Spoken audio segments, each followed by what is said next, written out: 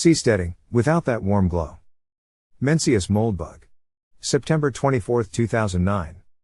Unqualified Reservations. Narrated by Skeptical Waves. Seasteading, without that warm glow. Having now been definitively disinvited from the Seasteading conference, I now feel I would be extremely remiss if I did not post my complete thoughts on the matter. I promise that this will be the last discussion of Seasteading at for quite some time. I'll put my thoughts in the form of a conversation with Patry Friedman. Since I have not asked Patry for prior permission, I will not include his side of the conversation, just my own responses. Quote blocks have been replaced with code letters, which Patry can fill in, if he or anyone cares. In case you are just done with this whole Seasteading thing, to summarize, Seasteading is a brilliant example, in at least 3 regards, of what not to do. I persist with this business not to torment you, or Patry, or his equally excellent associates, but to illustrate general errors that anyone trying to solve the same problems is likely to make.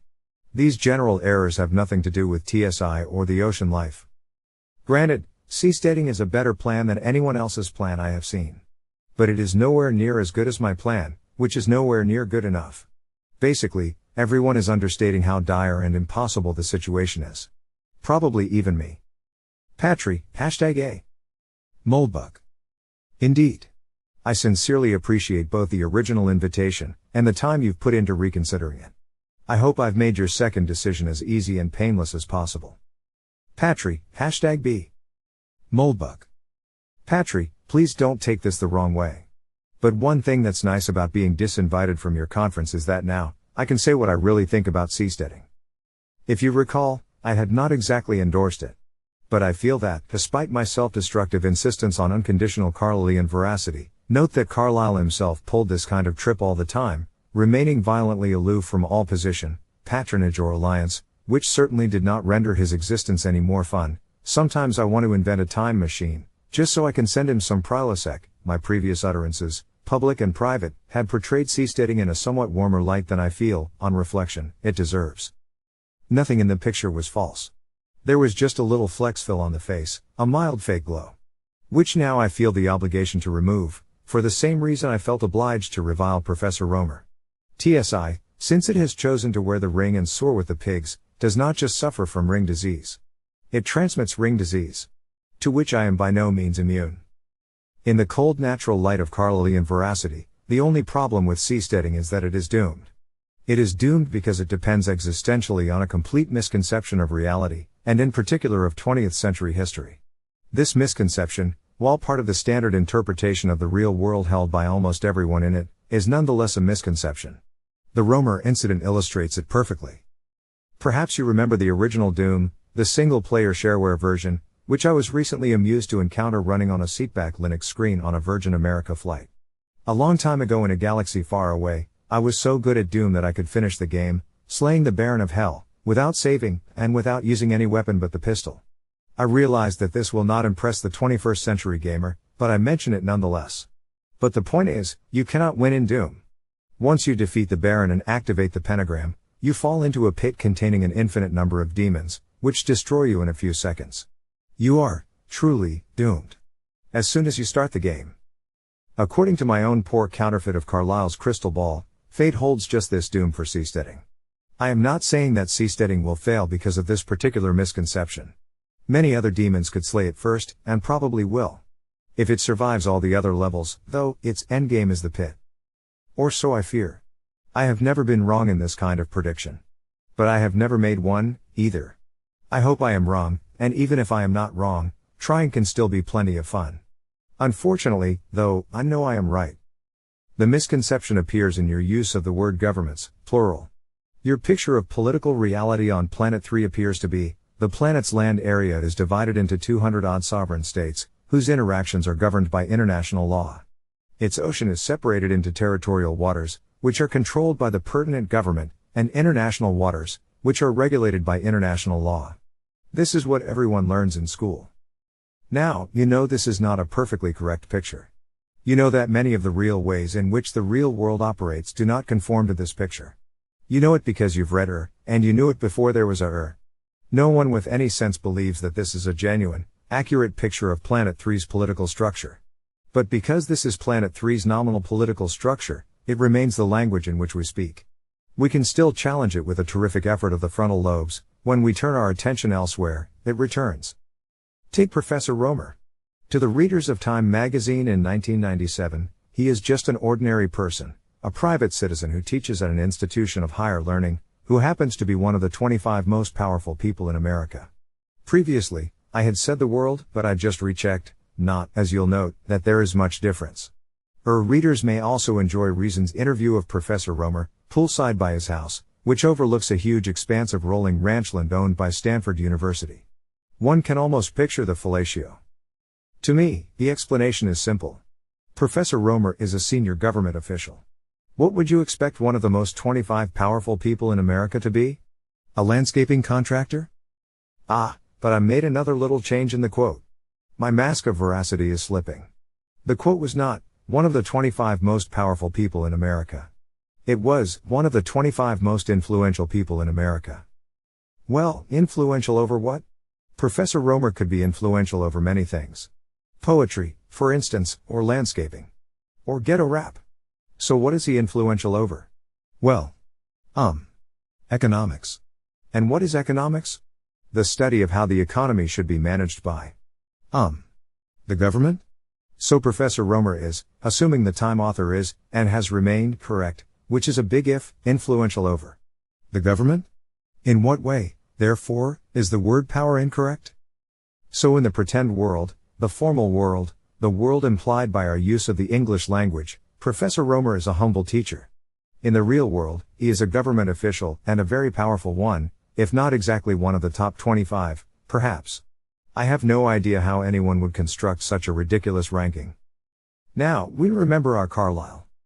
It is probably the hugest disclosure of falsity in human things that was ever at one time made.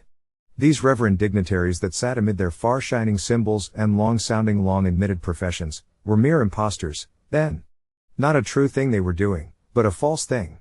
The story they told men was a cunningly devised fable. The gospels they preached to them were not an account of man's real position in this world, but an incoherent fabrication, of dead ghosts and unborn shadows, of traditions, cants, indolences, cowardices, a falsity of falsities, which at last ceases to stick together. Willfully and against their will, these high units of mankind were cheats, then, and the low millions who believed in them were dupes, a kind of inverse cheats, too, or they would not have believed in them so long. So, basically, in the ghost world, the world I described earlier, the world of 200 countries and international oceans, the world that everyone thinks they live in, those dupes or inverse cheats, seasteading is, or at least might be, a viable plan. In the real world, which exists, it ain't. In the real Planet 3, as we've seen, the government is much larger than in the ghost Planet 3. For instance, in the ghost Planet 3, Paul Romer is a private citizen. In the real Planet 3, he is a government official. He is not the only one. And in the ghost Planet 3, USG governs America, on behalf of Americans. In the real Planet 3, an entity that includes USG plus its immense penumbra, call it USG, governs the world, on behalf of, God knows who. Itself, basically. In the real Planet 3, USG is incredibly powerful. There is no reason to think that any ship or structure, anywhere at sea, will be able to sustain any non-trivial infringement of U.S. law, especially if any part of its organizational structure includes U.S. persons or U.S. entities. But USG is even more powerful. Because USG includes those nebulous and distributed forces that comprise international public opinion. i.e., the organs which dictate international public opinion, since people, generally, are not philosophers and believe what they are told to believe. While these organs are not monolithic or hierarchically organized, they somehow magically seem to always agree with each other. The Washington Post never gets into an organizational catfight with the New York Times, or Harvard with Stanford. This, of course, is because all are ticks on the same horse, Washington, and must gallop together. Imagine a stateless seastead city that could defy U.S. law. You are probably fantasizing. But you might get away with it, if your seastead city had international public opinion on its side. Now, imagine a stateless city that could defy international public opinion. You are really fantasizing, that is, under today's world order. You seek to change that order, you cannot assume what you are trying to achieve. Thus the appeal of seasteading depends existentially on the very illusions it seeks to destroy. Not a true thing, but a false thing. In the ghost universe, the oceans of Planet 3 are a free space for new experiments in government. In the real universe, they are a space administered by a single government, and have been for over 200 years. Until 1914, that government was HMG. Since 1945, it has been USG. When you go to sea, you are swimming in USG's pond. Frankly, you might as well do your seasteading on Lake Superior. Does international law assure you of this right, or that right, or the other right, at sea? No doubt Martian law also assures you of many fine privileges. Carlyle tells us, there is no right that is not also a might. Should your rights be violated, to whom will you appeal? If the judge of appeal is also the violator, or there is no judge, there is no law and no rights. More phantoms. You know this. In fact, you say it in your book. But knowing is one thing, realizing another. There are genuine lacunae in used global sovereignty. China, for instance, or Russia. These nominal nations, rebel provinces of a sort, approach something like real sovereignty, although their ruling parties are still descendants of American progressivism, i.e., communism, and they have not confirmed their independence by formally rejecting the transnational institutions of the American era. If China dropped out of the UN, we would really know that the Middle Kingdom had regrown a testicle or two. But China and Russia are not new lacunae, and their quasi-sovereignty is maintained by one thing, military power. A seastead will never achieve military power, because it will never be allowed to start achieving military power. Terrestrial resistance to USG is conceivable under certain circumstances, preferably not including me. Naval resistance is inconceivable under any circumstance. This is the demon-filled pit. The endgame problem with seasteading is that your alternatives to government, your pelagic argosies, will either become sovereign, or not. Sovereignty, like virginity, being Boolean. Until you have a realistic plan to become sovereign, you have no realistic plan to escape. You can spend all the time you want, and have all the fun you want, pretending to be free. Or planning to pretend to be free. In Washington, however, they know the difference, and always will. Imho, no realistic plan for attaining sovereignty under the present world order can be constructed, unless it starts with one of the terrestrial provinces now known as nations. And even then, it ain't no picnic. Old South Africa, as you may know, even had the bomb. But what could it do against international public opinion? In the end, squat. Its endgame was the universal fate of all those who have opposed USG, unconditional surrender. Yes, the future is infinite, and USG may weaken. It will weaken. It is already weakening. The Bora might have had a decent chance if they'd held out another generation, but if it gets weak enough that you can already set up your own country at sea, your goal is already in some sense achieved. We are nowhere near that level of weakness. A world in which it has arrived is so different from ours as to be unrecognizable, and no realistic plan can be made for it. Moreover, my magic snowdome tells me that any such degradation will be more catastrophic than gradual. Thus, the promise of independence through seasteading is, if I am right, snake oil. That many people find it attractive and compelling is not evidence that it is actually an effective remedy. Most vendors of snake oil believe in their elixir, and of course TSI if I am right, is in this class. Still, one does have an obligation not to sell snake oil. However, it should be noted that while snake oil will not cure your cancer, it can still be remarkably tasty on a salad, especially if paired with a good balsamic. Do you want to live in a libertarian commune at sea? By all means, live in a libertarian commune at sea. Your expenses will be much higher than if you chose, say, Inyo County. But Inyo County has no bracing marine air, no enforced feeling of we're all in this together, no seagulls catching crusts off the poop deck. Heck, if your boat has good childcare, I might even apply to live there myself. So I am certainly not advising you to give up your venture, not that you would anyway. I just feel required to warn you that it is doomed. But who knows what you will find along the way? The essential reference is Kavafi's Great Ithaca. Keep Ithaca always in your mind. Arriving there is what you are destined for. But do not hurry the journey at all. Better if it lasts for years, so you are old by the time you reach the island, wealthy with all you have gained on the way, not expecting Ithaca to make you rich. Ithaca gave you the marvelous journey. Without her you would not have set out. She has nothing left to give you now. And if you find her poor, Ithaca won't have fooled you. Wise as you will have become, so full of experience, you will have understood by then what these Ithacas mean. Kavafi is definitely my neighbor. Patri, #C. Moldbug. I have a different view of the matter, expressed in my law of sewage, which is not mine. If anyone knows the origin, please email me. The cathedral indeed contains many shades. They are not shades of grey, however. They are shades of brown. A drop of wine in a barrel of sewage makes sewage. A drop of sewage in a barrel of wine makes sewage. Of course, many professors and journalists are perfectly normal, decent people. Especially in person. The problem is not the people, but the system. The exact same thing could be said of the people's democracies. Yet we still condemn them, and justly so. We also condemn the individuals who collaborated with them. Suppose, for example, you were judging the life of a person who lived most of his life in East Germany. You know nothing about this person, but you are asked to fill in for St. Peter and judge him.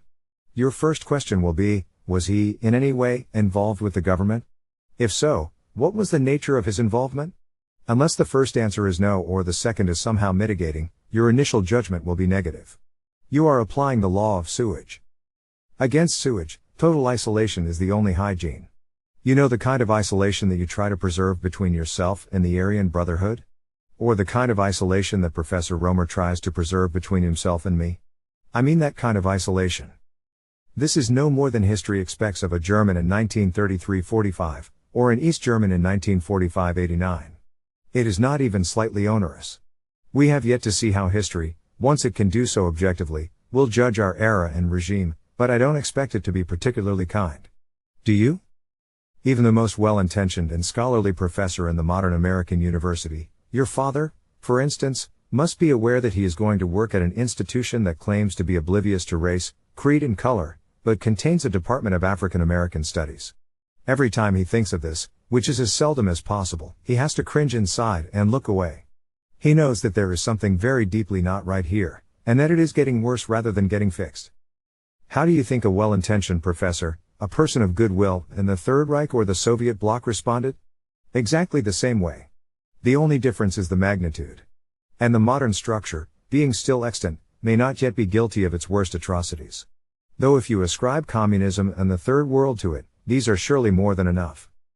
If you're curious about the mind of man under socialism, a long book but well worth reading is Victor Klemperer's diary from his East German period, published in English as The Lesser Evil. Klemperer, a brilliant linguist and social critic, and before the war a German nationalist, survived the Third Reich as a Jew in Germany, producing his more famous diaries, and the brilliant language of the Third Reich, became a high-status member of the communist regime, ending up in the East German parliament, as an arts delegate. Everything you could ever want to know about the corruption of the mind is in these two works. There is also a much shorter work I have recommended to you before, Czeslaw Miłosz's The Captive Mind. In addition, C.S. Lewis's The Inner Ring, online, is not to be scoffed at. And please do read the Carlyle, it is genuinely relevant. Patry, #D. Moldbug. Ah. Now we are cooking with gas. Let me rephrase what you just said in terms of rings, Tolkien's, not Lewis's. Your 3 reasons, young Mr. Boromir, why you find it so prudent to don the ring. 1. Seems to work perfectly, kills orcs like a charm. 2. No adverse health effects whatsoever. 3. Can take it off any time I like. Let me add a 4th, which you did not say. 4. Makes me feel big and warm and full of pep. You may doubt this metaphor, but it is quite accurate. Let me explain. It is always a little bit of work to realize what the ring's long-term adverse health effects will look like, but once you see them you know them. There is a very simple reason why it is a bad idea to recruit Seasteading supporters through the New York Times, or any other organ of the cathedral. Assuming, for purpose of debate, that this is an approach which will be effective on an ongoing basis, and not just a curiosity of launch. The reason again is a long-term reason. While I am not denying that using the ring can add to your near-term success, as rings always do, using this particular ring makes it particularly impossible to achieve the political objective of seasteading, i.e., sovereignty. Of course, we have seen above that this is impossible. Nonetheless, if you find your followers through the Times, it is impossible squared. I have heard of people doing the impossible, but never squared. The problem is that the people you recruit in this manner will be people who read the New York Times. Now, I read the New York Times, you read the New York Times.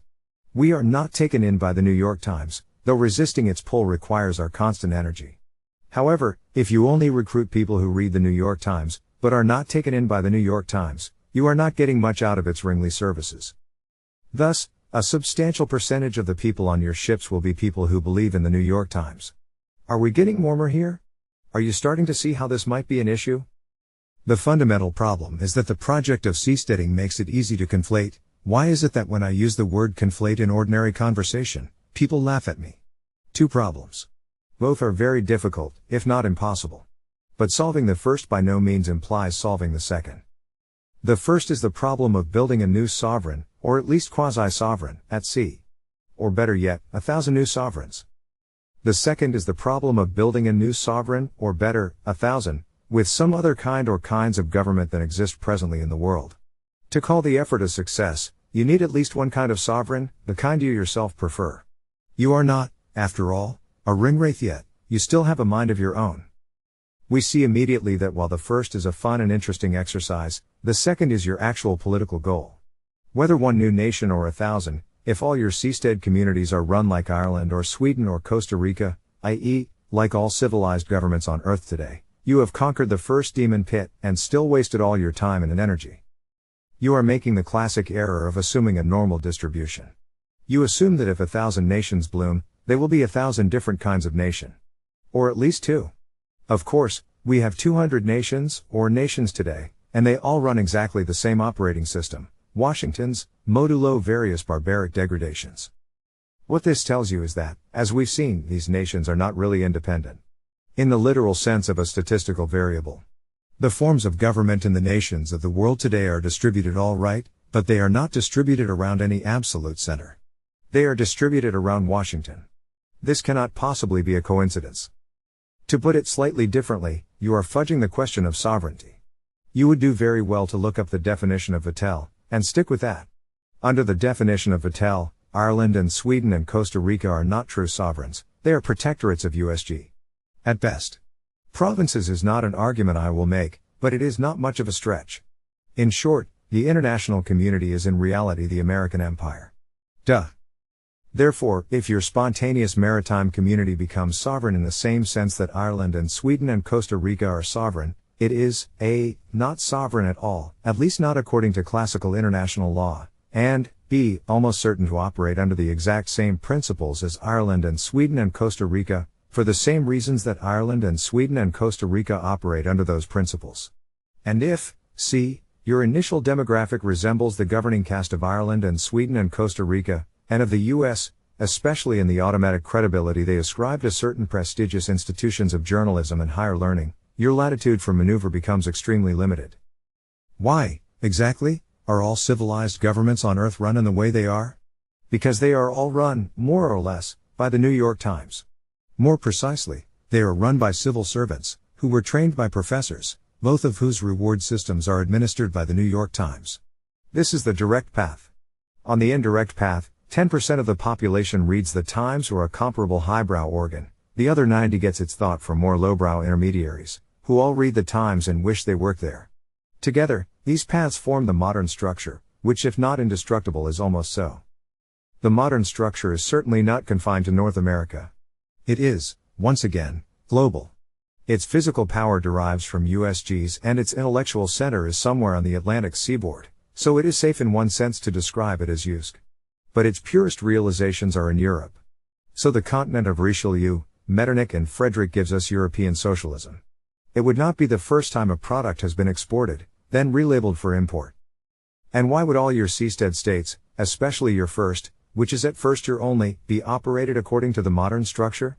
Well, why wouldn't they? After all, most of your seasteaders, not to mention your investors and supporters, believe in the New York Times. Which is the structure, at a crude approximation. As Hume first observed, all governments are in a sense democratic. They require consent from at least their armed security forces. Public opinion always matters. An experimental community such as a seastead, if you are looking to start with a floating libertarian commune, by the way, don't miss Charles Nordhoff's Communistic Societies of the United States, 1875, is especially sensitive to it. There is nothing more fragile than a commune, although when it comes to communal cohesion, being in prison at sea certainly doesn't hurt. Thus, it is difficult to imagine that any first seastead can be governed in an authoritarian manner by TSI unless, of course, TSI comes with its own ideology, and enforces it formally or socially.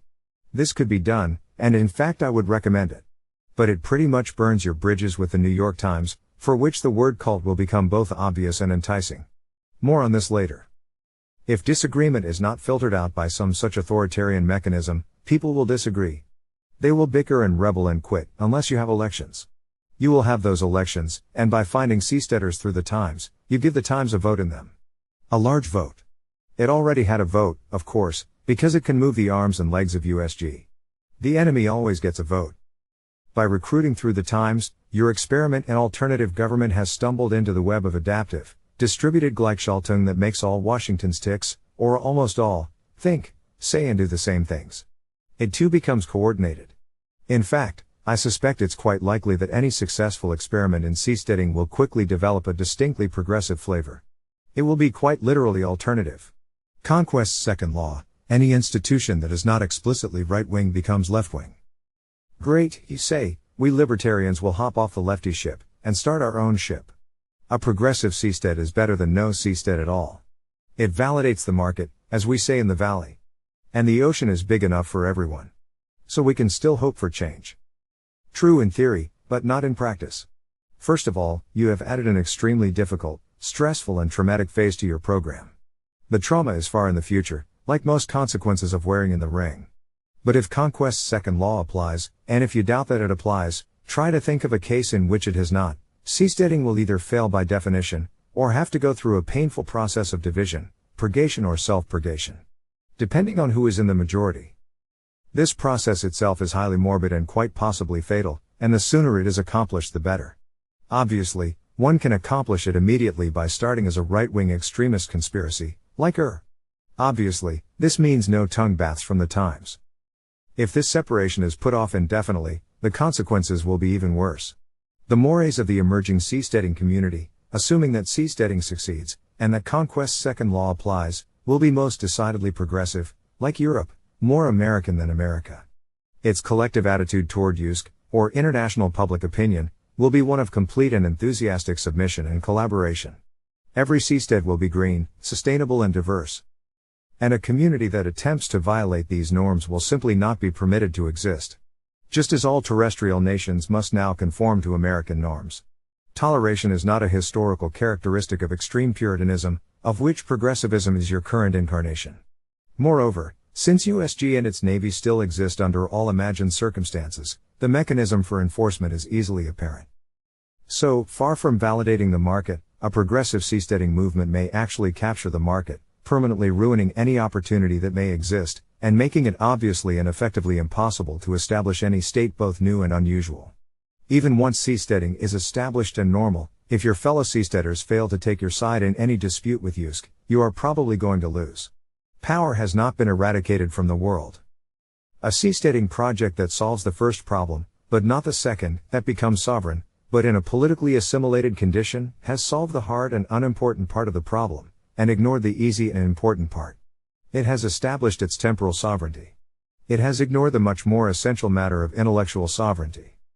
The truth about Ireland, Sweden and Costa Rica is that each of these governments is physically capable of achieving far more sovereignty than it has. It just doesn't want to.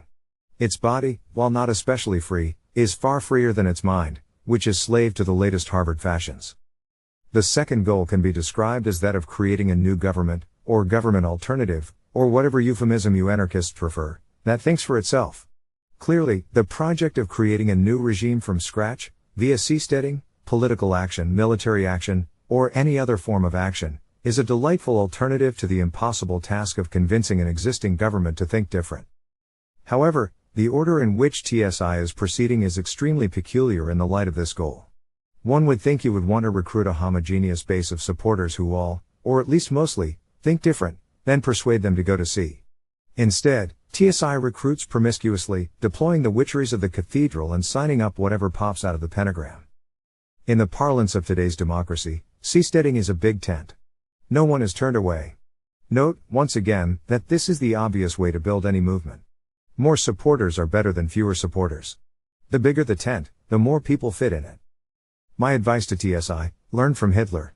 Or Stalin, if you prefer. Your big tent will do nothing but flap around in the wind.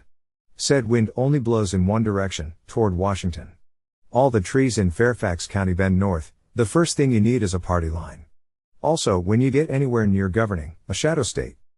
All the really ruthless, effective political operations of the 20th century had both these things. The NSDAP, for instance, was prepared to run Germany at the flip of a switch, and so were all its extremist competitors, right and left. When you voted for any of these parties, you were voting to grant it absolute control of the state in order to implement its 25-point proposal, or whatever. Of course, TSI is trying to create a new polity rather than conquer an existing one, but the same rules apply. Sovereignty is indivisible and ineradicable. Either you and your ideas control your new state, or someone else and their ideas do. Probably the times. The first thing you realize, once you compose your party line, is that followers who do not actually follow the party line are useless as tits on a boar hog. Perhaps you can trick them into giving you money, but that never lasts.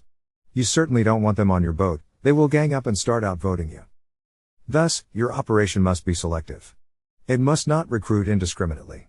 Especially not through hostile propaganda organs. And when you reduce the number of supporters that fit in the inclusive big tent, to the number of supporters that fit in the exclusive small tent, i.e., actually agree with you and each other, you have the number of supporters that you actually have. These are the people who are reliable and will support you in a conflict. As for the others, what do you need from them? Their money? Is it honest to take it? For any kind of collective political action, whether capturing a state or creating a new one, a smaller, more cohesive, tightly disciplined and indoctrinated movement is much more powerful and effective than a larger, more amorphous, loosely organized and weakly indoctrinated one. Especially if the latter is heavily contaminated with actual opponents of your actual ideology, the one you actually believe. Not being a ringwraith.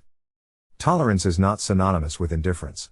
It is easy to be tolerant while the actual points of conflict remain unimaginably remote, but since you intend to succeed, they will not always remain remote. Always better to resolve them earlier.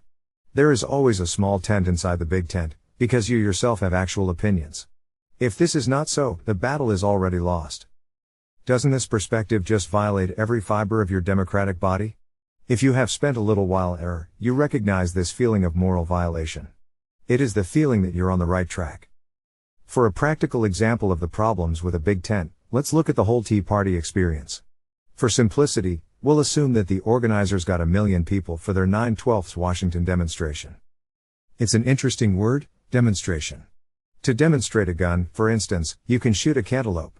The demonstration says, this cantaloupe could be your head. A demonstration in the political sense of the word says, these people are standing peacefully and holding signs, but they could be screaming like fiends, sacking offices, and giving Gs-15s the Princesse de Lamballe treatment. In other words, every demonstration is an incipient mob. To demonstrate is to overawe and intimidate with the threat of potential violence.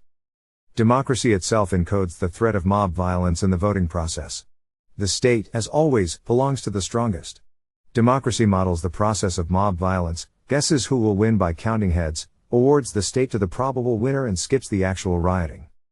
When mob violence is no longer a possibility, the threat loses its force, and democratic politicians can be counted on to lose their power to some other structure. Here we see the first fallacy of the Tea Parties, for of course the original Tea Party was exactly that, mob violence. Whereas the suburban white people who showed up on September 12, contra your daily dose of brown baiting, could barely lynch a fly. Individual madmen may be among them and probably are, but they are no material for a mob. Leftist demonstrations, on the other hand, always carry their original implicit threat of mass extra-legal action. Dr. King himself, or rather his speechwriters, were masters of this. The line is always, we are demonstrating peacefully, to show you how many people will be in the riot if we don't get what we want.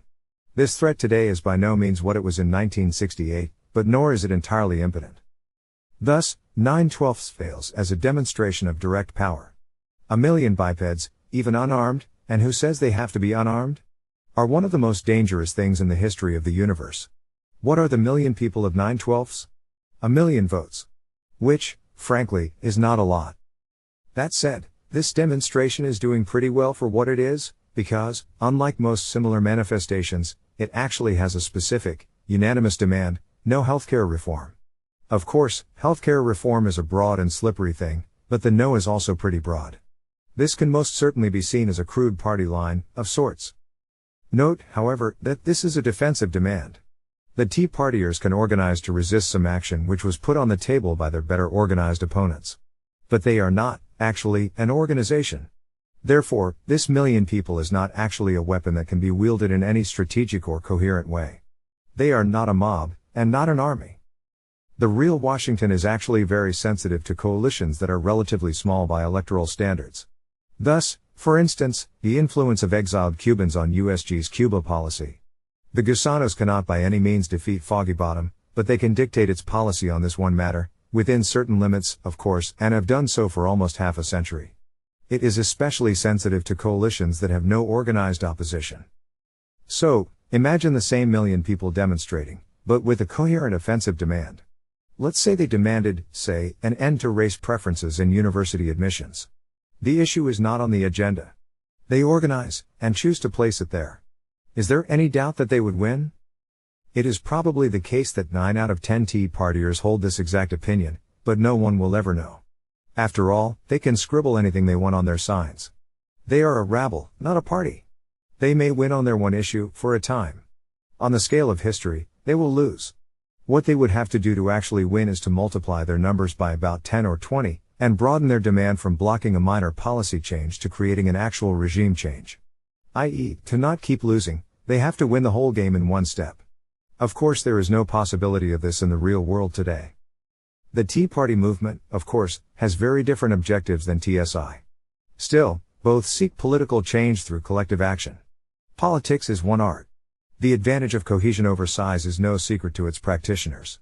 Of course, one would rather be both cohesive and large, but if you are small and cohesive, you still have a chance of becoming large and cohesive. Whereas once you lose cohesion, it is almost impossible to regain. So why is the big tent so much more attractive? Simply, the seductive powers of the ring. Democracy is instinctive in the human race, which of course does not make it good. Humans are built to measure their authority by their number of followers. You yourself have invented an epithet that fits the big tent approach, folk activism. The desire to create the largest possible coalition, by de-emphasizing differences rather than resolving them, is classic folk activism. It is instinctive politics, rather than calculated politics. Of course, there is a second reason, which is that the modern structure is violently allergic to anything that looks like organized opposition, such as the above. Interestingly, it shares this approach with the Chinese Communist Party. In modern China, you can think whatever you want, and say whatever you want. You just can't organize. Our own permanent government, while infinitely more subtle about it, is no less permanent. If you learn from Hitler, you will of course be made to look like Hitler, because you will look like Hitler. Times readers will be led, with little hints, to the obvious conclusion: Seasteading is a plot to drown the Jews. What do seasteaders have in common? They're all white men. Why do they want to live at sea? Because Negroes can't swim. Etc., etc., etc. One phenomenon that can be relied on to object to, everywhere and at every time, is presentism, the belief that the present time is somehow unique, and exempt from the patterns of history. The present time does not stand outside history. It is part of history. Professor Romer is not something special and different from Lord Cromer. The anti-historical feature of the seasteading movement to which I object most strongly is its belief that political objectives can be achieved without political conflict. In other words, that it is possible to obtain practical independence, creating one or more new sovereigns, without fighting. That most ways of fighting, political or military, will not work is hardly lost on me, but this does not mean that any ways of not fighting will work. Yet there is no conclusion more congenial to the well-indoctrinated mind of 2009, which believes that conflict solves nothing. Again, this view requires a complete ignorance of history, most easily produced, in the intelligent, by an open contempt for it. History records no instance of sovereignty being created, captured, or sustained without a fight. History records novelties, of course, but the burden of proof rests quite solidly on their proponents. I would rather dispel this ignorance than take advantage of it, which is why you don't see me wearing anyone's ring. My view is that the first order of business, for this fight, is intellectual sovereignty. It is clearly possible to create intellectual sovereignty without temporal sovereignty, to secede in mind, not body. First, this carries its own rewards. Second, it makes your political efforts much easier. Not that they will ever be easy. But the task of creating or capturing temporal sovereignty, which is impossible anyway, becomes doubly impossible if you have no idea what you're going to do with that sovereignty. Or if you do have an idea, but your so-called supporters are not privy to it.